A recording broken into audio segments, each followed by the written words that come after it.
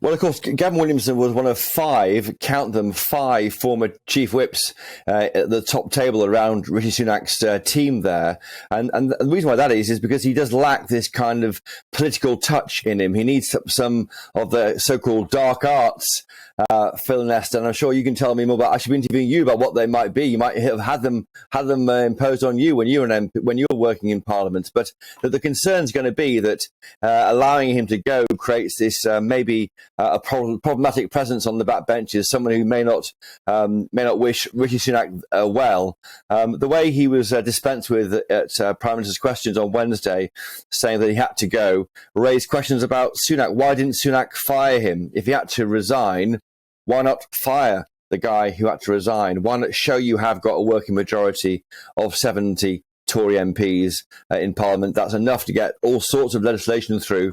Instead, it does seem to me this government appears to forget it's got this massive majority. It's strange.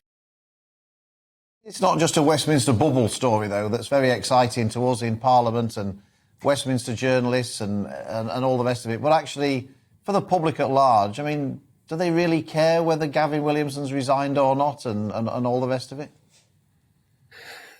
Probably not about the personalities. Gavin Williamson was always a background person. In fact, whenever he had a role in the front of office, it didn't last too long there, did he? But certainly his importance to successive prime ministers has been noted. He was parliamentary private secretary to David Cameron. He worked closely with Theresa May. I think Boris Johnson used him. He's always thereabouts. He's a man in a kind of almost Francis Urquhart role of a plotter, a schemer, a very effective politician, and vital to somebody trying to control the backbenches. The big concern that the PM's got, your leader, by the way, and is next week, this autumn statement, when they try and jack up taxes for many millions of people who may vote for the Tory Party.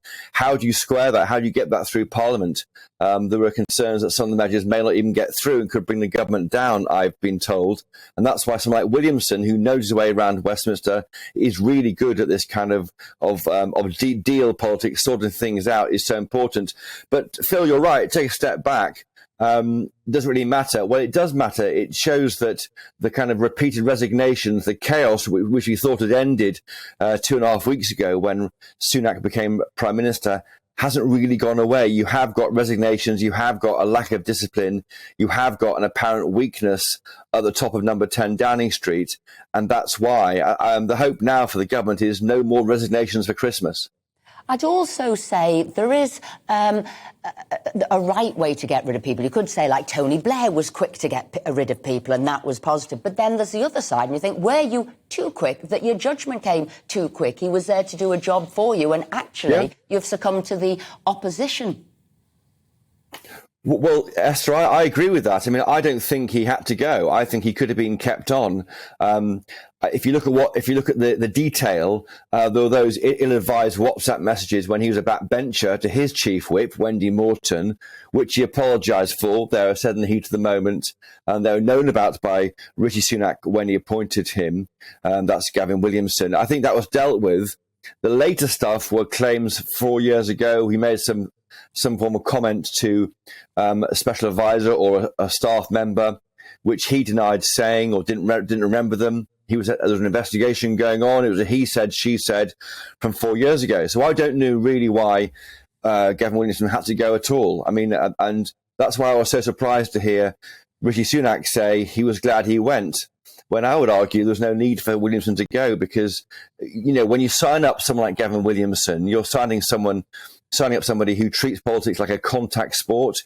He knows there's going to be a bit of a dust-up about policy areas, a trade-off, some robust language, but that's what you get with Williamson. He is that package.